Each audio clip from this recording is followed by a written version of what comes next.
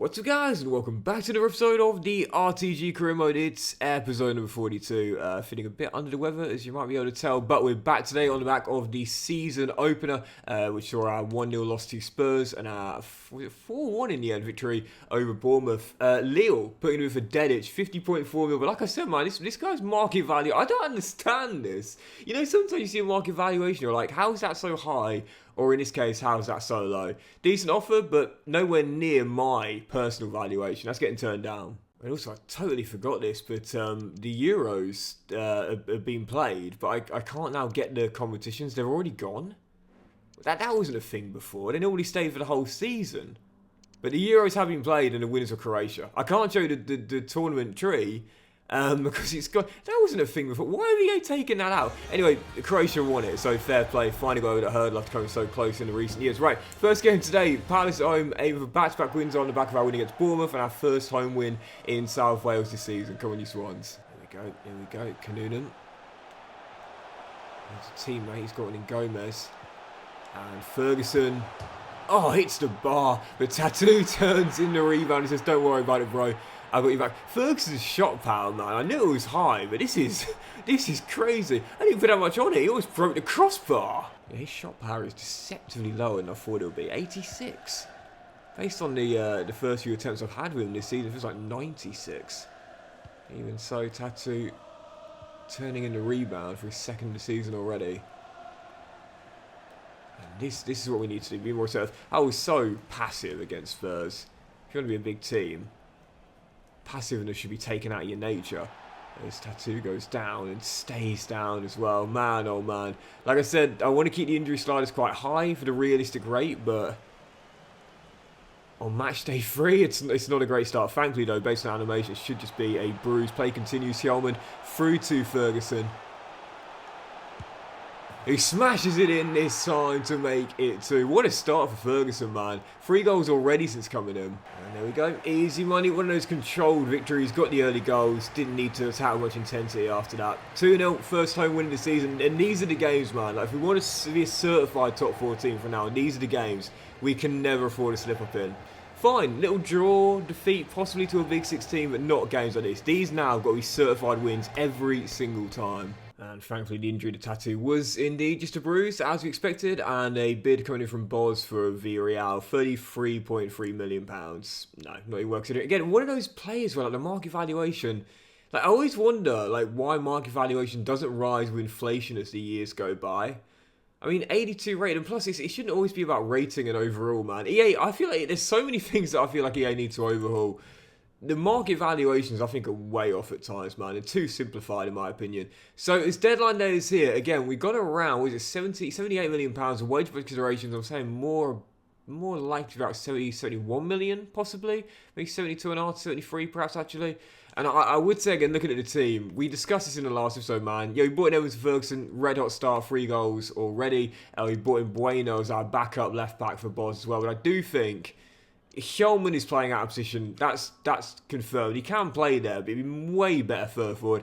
I think Astani's centre-half. They've got tons of targets, man. Now, the one I really want is Antonio Silva at Frankfurt. Right now, 24 years old, but 86 overall, with unbelievable stats. And, as we know, this guy's a great BPD with 95 ball control and 84 short pass as well. But I think a bit out of our price range right now. To me, looking down the list, the problem is I've used the vast majority of these players before, and like I said, we don't have to always sign players I haven't used before, but it is something I'm making a conscious effort on this year's FC24, man, because I know at times I have signed the same players over and over again, so that being the case, who's ready for a return of Ivan Toney? But I would say, looking down this here, there's only a couple of players I haven't used before, I think, but one, right now at Monza, will be a brilliant deal on a cut price transfer fee as well.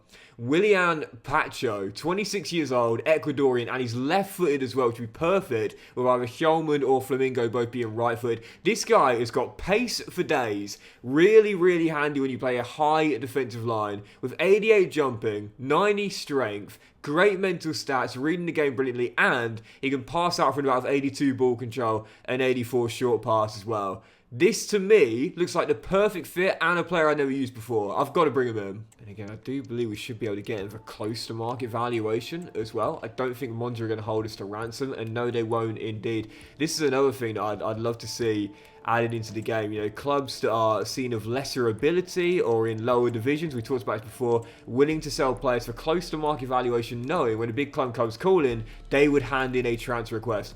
£35 million from Monza. That's realistic, never used him before, and he's perfect for our system. A 5-year deal on 80 grand a week, and as we mentioned quite a lot in this save, man, it's not all about the overall rating, but how a player plays for you and how they fit their team as well. This guy fits our system like an absolute glove. Being that left-footed centre-half, modern day managers now, they always want a left footer and a right footer in a CB pairing. Pacho is left-footed, and again, at 26 years old, could still get a little bit better, but even if he doesn't, he's still going to be a starting centre-half in this team. So coming from Frankfurt to Monza, and now in South Wales' first taste of Premier League football, William Pacho's in. And again, with Hjulmand, I just don't know what to do, man. Like, I don't really want to bench Yusuf because he's the Iron Man, but it's a tough one. I mean, who's going to miss out starting here? Hjulmand, Flamingo, or the new man Pacho? Surely not our new signing, right? We're still 39 mil in the budget. There isn't enough for another new signing, to be fair.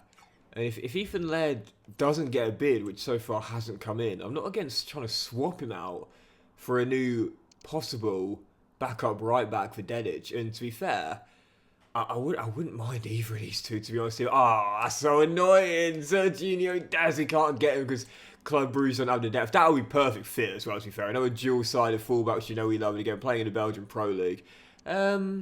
I'm going to wait until a bid comes in for Laird. To be honest, I said this before, like 10 hours on deadline day. It takes like AI clubs like 5 hours to do a single deal. It's like, what are you doing? And whilst this would solve our conundrum as to who starts and who's on the bench at CB, I'm still not letting it happen. Gary O'Neill trying to fleece me after I fleeced him twice in 2 years, putting in a bid for Flamingo. But of course, he's going nowhere, man. Whether he does drop to the bench or not, I don't know. We'll play it by ear. We'll cross the bridge when we come to it. But no matter what happens, he's staying here, man. Dude's got a fan favourite, and I love him. And whilst we are getting all the bids, this is unbelievable, man. Like, we're literally getting bids for every single player. Apart from Ethan Laird. No one wants to take a chance on him. They've seen that his bones are brittle and made of glass, and they're not taking a chance. So to be fair, I don't blame them. It is somewhat realistic as Bayern put him in for Dedic this time. I want to give it, to be fair, to Welsh young lad Luke Harris moving on from Fulham, but of course still going to say no. I think with that being the case, I might just say the money till January, you know. I might just leave the money where it is and just wait if a deal comes available in the January window if we need to strengthen a certain position and then look to reinvest there, because 5 hours to go, getting a lot of bids for our starting right back, but none for our backup. There's another bid comes in for Dedic. Only 4 hours to go, you know, so not enough time for a sale for Ethan Laird, even if a bid did come in for our right back out of contract in the end of the season. So in that case, we'll leave it there. We'll need the money until January, and I might just give Laird a 1-year extension. To be fair, he's been here since season 2. He's been reasonably solid, to be fair, even with his injury plagueness. So I think just keep him there. I think we'll keep the money where it is and we'll end deadline day there. You are having a laugh.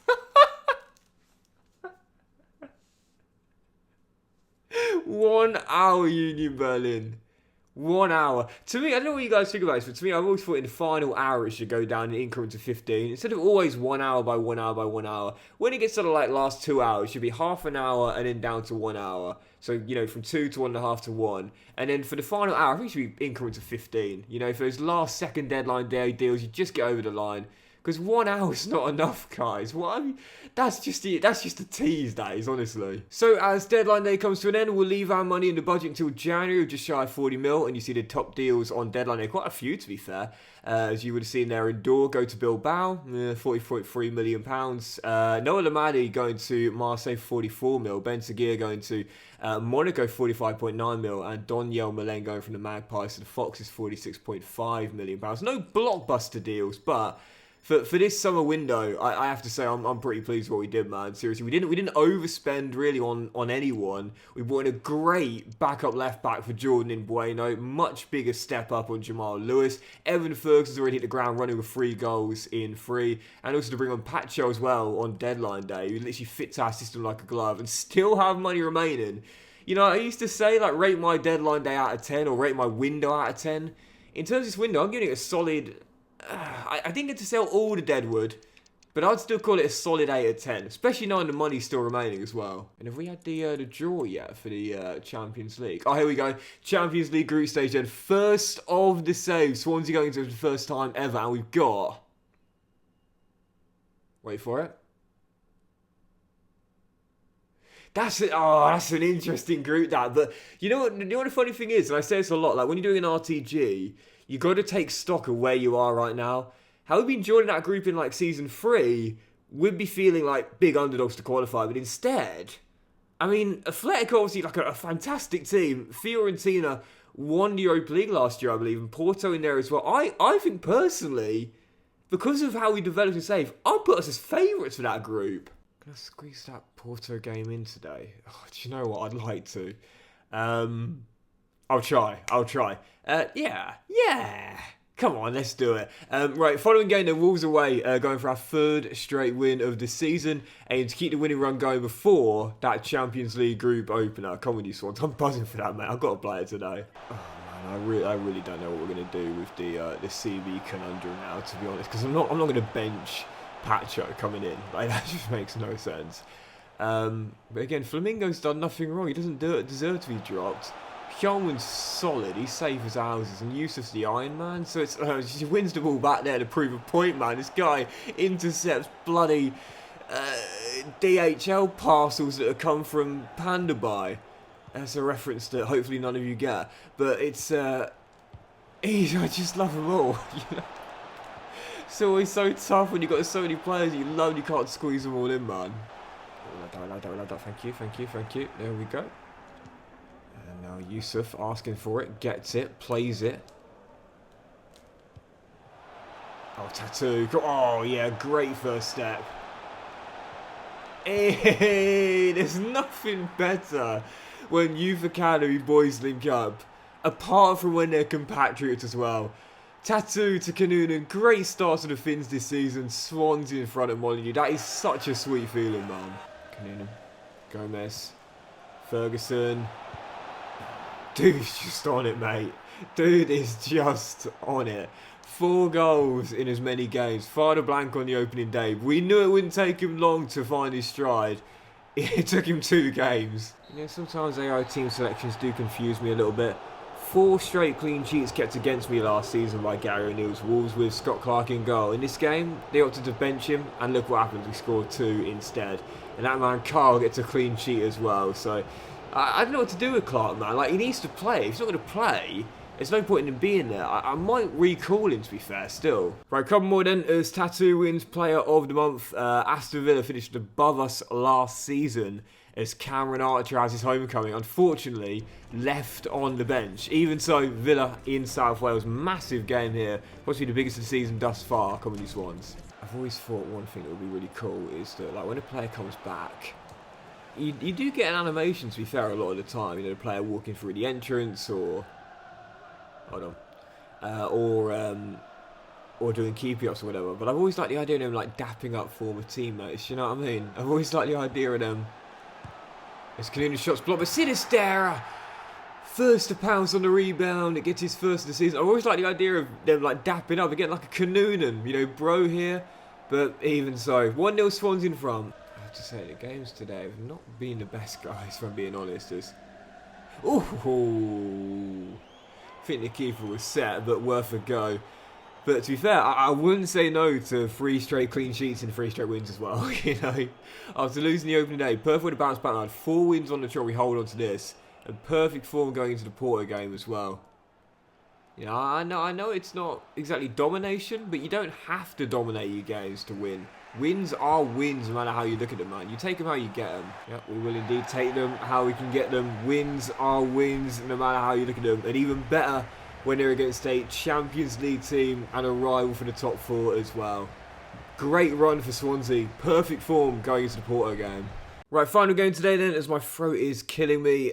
Porto in our first ever Champions League game with the Swans. You always remember your first. And I did say we're probably favourites this group, but it still will be quite a tough one, hence a really strong lineup out there. In a European group of only 6 games, you've got to make sure you win your home ones and get off to the best possible start, which is 3 points on match day 1. Come on, you Swans. I don't know why, but I often do tend to lose group openers, either Europa, Champions, or the rare times I've played in the Conference League. For some reason, the first game I always find very difficult, but for this one here, with the Swans on absolute flames, I don't think we'll have this problem. Kanunen fires us in front, and the Swans right now are rolling. 1-0 up in 15 minutes. I love that, I love that, I love that. Sekou. Conic running behind if you can. Oh, lovely ball by Sekou. Dedic. Kanunen for 2, and it's fitting that our first ever goals coming to CL come from the rifle. Rating don't mean a thing. Swansea 2-0 up. Let's put aside that, and Danny Loader has just got Porto right back in it. First goal conceded today, but it's going to come to anyone. It's a man that could have become a bit more of an icon in one of my CM saves. But for the 2 years he spent with Luton, he gave us great service. And now he's just scored against me. We'll always have a soft spot for Danny Loader. Not if he scores again, though, and stops us from winning the opening day. Don't you just love it when you come against forward players that you had in your team? Really, really liked them. It's hard to root against them, you know? Oh, no. Out you come, Carl, out you come. Oh, Loader. Oh, if he would have squeezed that in, man, I would not be one bit surprised. This dude, honestly...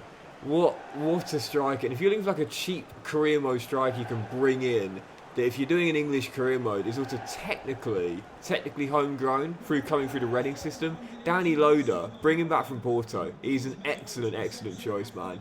And he's absolutely terrorised me out there. The fact he only scored 1, for now I should say, is fortunate. Caused me problem all game long. Oh, brilliantly done. And Conic. Oh, my. How's he missed a target from there? Close this out now, Porto. Looking for that late leveler. To be fair, they've given me a really good game. That was me being quite cocky and confident, saying, yeah, we should be favourites this group. I stand by it. But like I said, I picked a strong lineup out there because I did see this being a tough opening game. Come on. Just let me concentrate, guys, if you don't mind. No. You're not going to be a car from there. And I go out. Oh, ref, I'm not sure about that. Corner. Keeper's forward for it as well. Might as well bring everyone back for this here. And Bueno bravely heads clear. And Marchetti gets it away. And that will do it. Swans hold on for the win. Yeah, I said this would be a group where I think we're favourites.